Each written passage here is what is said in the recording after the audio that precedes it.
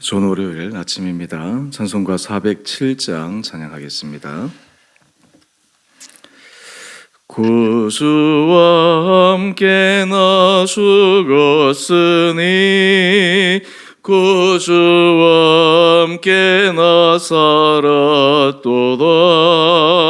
영광의 그날에 이르도록 언제나 주만 바라봅니다. 언제나 주는 날 사랑하사 언제나 새 생명 주시나니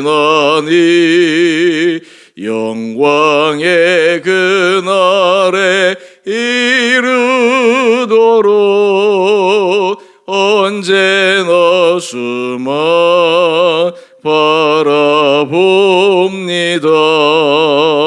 맘속에 시험을 받을 때와 무거운 근심이 있을 때에 주께서 그때도 같이 하사 언제나 나를 도와주시네.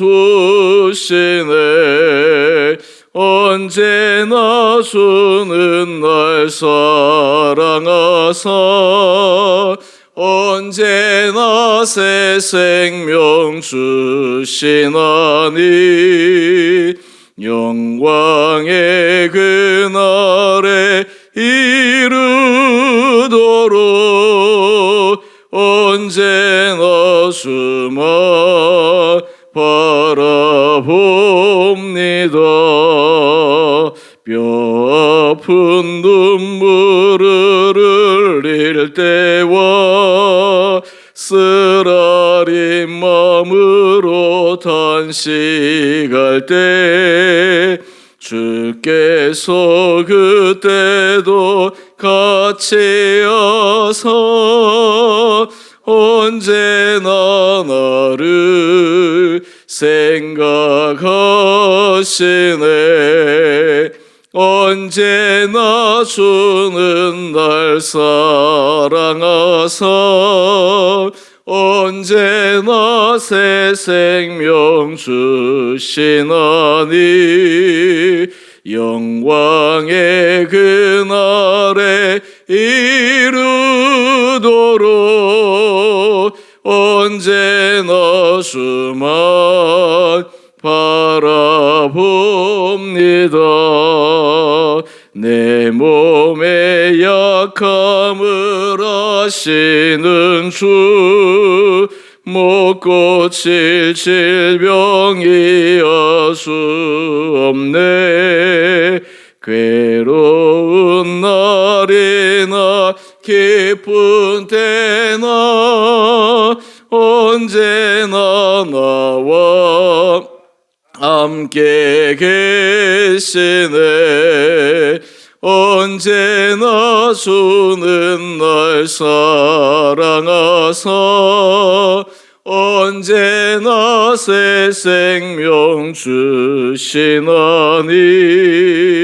영광의 그날에 이르도록 언제나 주만 바라봅니다.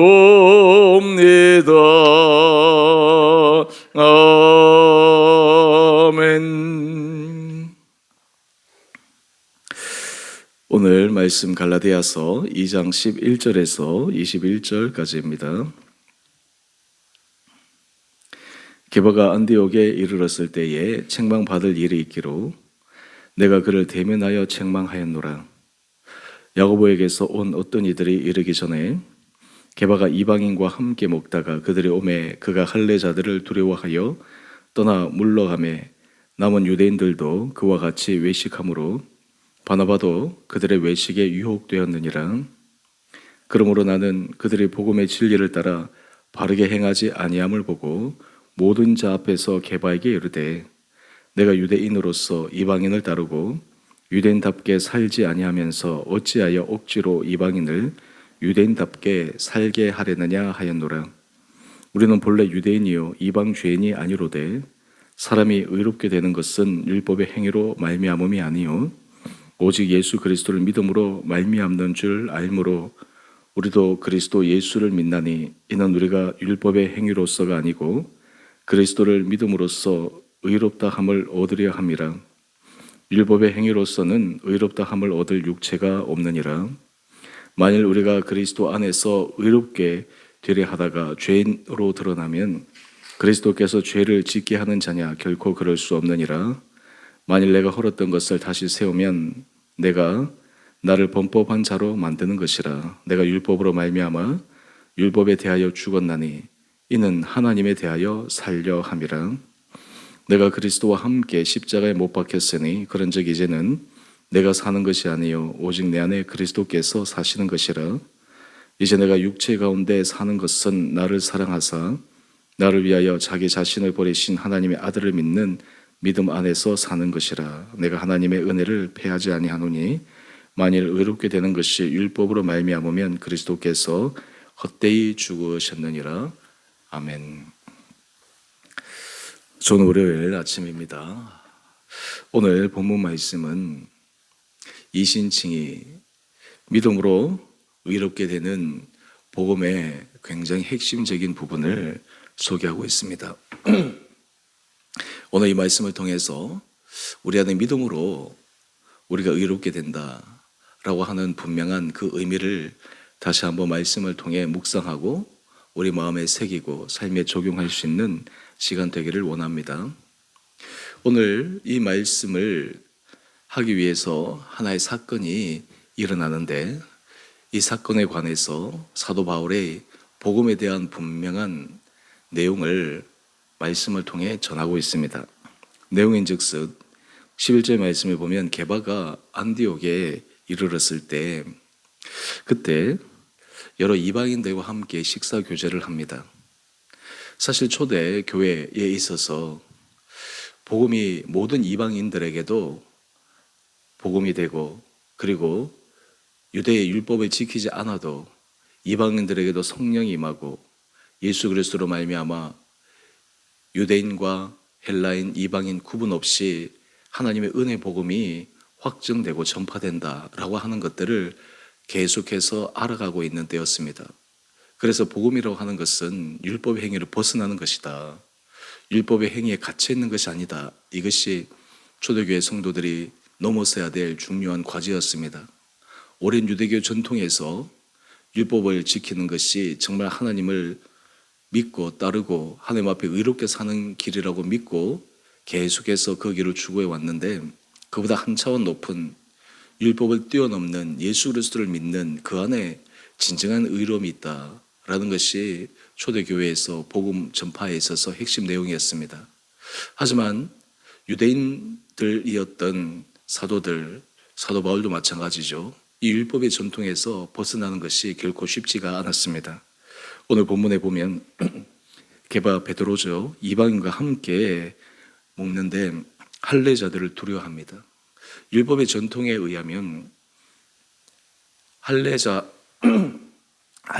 유대인들이 할례를 받지 아니한 이방인들과 함께 식사하는 것, 그것은 결코 경건하지 못한 일, 결코 하나님 앞에서 올바르지 못한 것이라는 율법의 규정에 의해서 그것을 굉장히 꺼렸습니다. 피해야만 했습니다. 지금 게바 스스로도 이방인과 함께 식사하는 것이 큰 마음의 걸림돌은 없었습니다. 우리가 잘 아는 것처럼 우리 본문 해설에도 나오지만 사도행전 10장에 고넬료, 하나님께서 베드로를 고넬료에게 보내시고 그에게 하나님의 성령의 기름 부음을 그 온 가족에게 주셨던 것을 사도 바울도 알았습니다. 그런데 이 할례자들의 그 시선, 할례자들의 자신을 겁박해오는 그 말이 두려워서 그 자리를 떠나게 됩니다. 그랬더니 어떤 일이 일어납니까? 13절 말씀을 보면 유대인들도 그와 같이 외식하였다. 사도 바울의 입장에서는 게바를 통해서 그 사도 베드로를 따로 따라다녔던 사람들조차도 외식하고 심지어는 바나바도 그들의 외식에 유혹되었다. 이런 사건이 일어납니다. 이럴 때 바울이 정말 복음의 분명한 진리를 바로잡아야 되겠다 확실하게 생각했던 것 같습니다. 그런데 여기에서 우리가 하나 분명히 확인하고 또 짚고 넘어가야 될 것은 바울이 뒤에서 사도 베드로를 비방한 것이 아닙니다.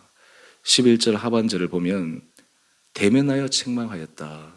직접 그 앞에서 얘기한 것입니다. 이것은 게바 베드로를 비난하기 위해서라기보다는 그 게바 베드로도 알고 있는 복음의 그 내용에 대해서 모든 사람들 앞에 공개적으로 또 베드로도 그 앞에서 인정할 수 있는 모습을 보이고자 하기 위함이었습니다.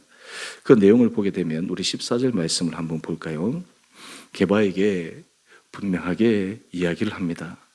내가 유대인으로서 이방인을 따르고 유대인답게 살지 아니하면서 어찌하여 억지로 이방인을 유대인답게 살게 하려느냐. 이것을 다른 말로 하면 유대의 전통을 따라 율법을 지키는 것 어려워서 그것을 벗어나 복음 안에 진정한 자유가 있음을 계속해서 이야기를 하고 사람들에게 전하였음에도 어떻게 이방인에게 유대 율법대로 살라고 그것을 강요하느냐, 행위로서 사람들에게 마음속에 착각하게 만드느냐라고 하는 것입니다. 그러면서 사도 바울은 복음의 핵심 내용을 우리에게 말씀하고 있습니다. 우리 15절 이하의 말씀입니다. 우리는 본래 유대인이요 이방 죄인이 아니로되 그럼에도 불구하고 16절입니다. 사람이 의롭게 되는 것은 율법의 행위로 말미암음이 아니요 오직 예수 그리스도를 믿음으로 말미암는 줄 알므로. 이 신칭의의 내용이죠. 여러분 우리는 이것을 맞아 예수를 믿고 의롭게 되는 것이지 라고 그냥 쉽게 수긍하고 그리고 그것을 인정합니다. 근데 여러분 율법의 행위로 의롭게 되지 않는 것, 예수 그리스도를 믿음으로 의롭게 되는 것, 이것에 대한 깊은 의미를 알 필요가 있습니다.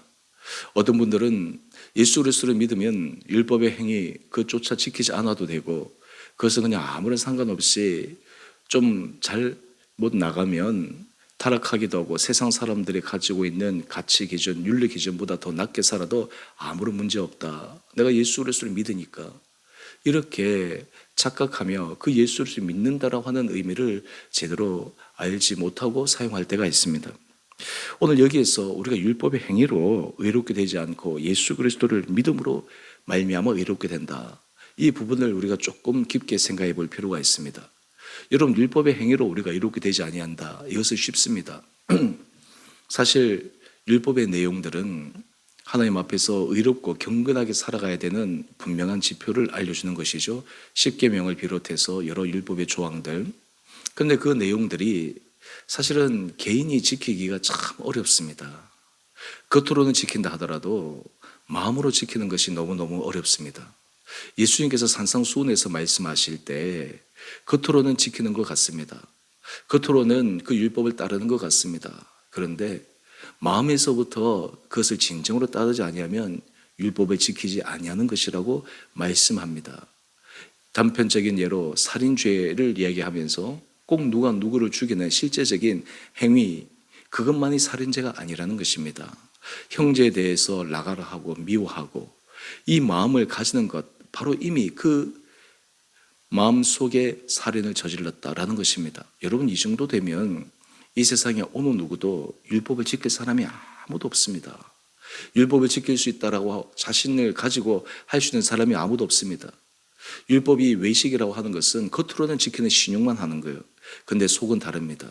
여러분 실제로 이 율법의 행위로 오늘 우리가 종교 생활하는 많은 사람들이 있습니다. 겉으로는 경건한 척 보입니다. 겉으로는 말씀을 따라가는 것처럼 보입니다. 그런데 실제 마음은 완전히 다릅니다. 실제 마음의 중심의 생각은 하나님의 말씀을 따라 살아가는 것이 아닙니다. 인간의 탐심과 욕심과 자신의 그 감정에 사로잡혀서 살아가는 수많은 사람들을 보지 않습니까? 꼭 비단 다른 사람들을 예로 들 필요가 없습니다. 우리 자신을 보면 압니다. 우리 자신의 마음을 하나 깊게 들여다보기 시작하면 얼마나 우리 안에 죄성이 많은가라고 하는 것을 알 수가 있습니다. 신앙의 거장 사도 바울조차도 오호라 나는 곤고한 사람이로다. 누가 나를 이 사망의 몸에서 건져내랴. 내가 원하는 것은 하지 않고 원하지 않는 것은 한다. 그것은 바로 내 속에 있는 죄 때문이다. 여러분, 사도 바울조차 그렇게 탄식을 하며 그 죄의 유혹과 그 죄의 속성에 대해서 몸부림치는데 우리는 말할 필요도 없지 않겠습니까? 그렇다면 이 율법의 행위에 있어서 중요한 하나의 우리가 간구하는 것이 있습니다. 바로 그것은 율법을 지키는 주체가 누구입니까? 바로 자기 자신입니다. 율법을 지키는 주체가 바로 자신의 의지로 지킬 수 있다고 생각하는 것입니다. 여기에 함정이 있습니다. 이것은 결코 불가능합니다. 결코 이것은 이루어질 수 없습니다. 율법의 설사 99가지를 다 지킨다 하더라도 한 가지만 어기면 율법 전체를 어기는 것입니다. 그에 반해서 우리가 예수 그리스도를 믿음으로 말미암아 의롭게 된다. 여러분, 이 진정한 의미가 무엇일까요? 여러분, 이 진정한 의미가 바로 20절에 나옵니다. 우리는 예수 그리스도를 믿는다라고 하는 것을 굉장히 쉽게 생각합니다. 그냥 입으로 시인하고 고백하면 예수를 믿는다. 그런데 여러분, 진정한 믿음의 중요한 그 마음가짐은 무엇인가? 20절 말씀을 한번 볼까요? 내가 그리스도와 함께 십자가에 못 박혔나니 그런즉 이제는 내가 사는 것이 아니요 오직 내 안에 그리스도께서 사시는 것이라. 율법의 행위로 살아간다라고 하는 것은 내가 아직 살아있는 것입니다. 내가 율법을 지킨다라고 스스로 자부하는 것입니다. 나는 할 수 있다라고 자기 자신을 의롭게 정당화시키는 것입니다. 그런데 번번이 넘어지지 않습니까? 자신의 속마음이 결코 하나님 앞에 올바르지 못하다라고 하는 것을 자신도 양심이 있다면 느끼는 것이 당연한 것입니다. 그런데 예수 그리스도를 믿는다라고 하는 것은 더 이상 내 안에 내가 사는 것이 아닙니다. 내 안에 누가 사는 것입니까? 그리스도께서 사시는 것입니다. 그리스도께서 주관하는 것입니다. 우리 20절 말씀을 계속해서 한번 보십시다. 이제 내가 육체 가운데 사는 것은 나를 사랑하사 나를 위하여 자기 자신을 버리신 하나님의 아들을 믿는 믿음 안에서 사는 것이라. 예수 그리스도를 믿는다라고 하는 것은 자신을 죽이는 것을 의미합니다. 육체의 정욕과 자신의 자아를 십자가에 못 박는 것을 의미합니다.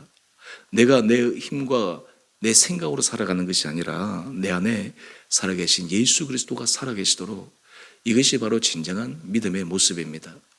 여러분, 겨자씨만한 믿음이 우리에게 있다라고 하는 것이 무슨 의미입니까? 주님, 오늘도 주님이 제 안에 살아서 제 삶을 주장하여 주십시오.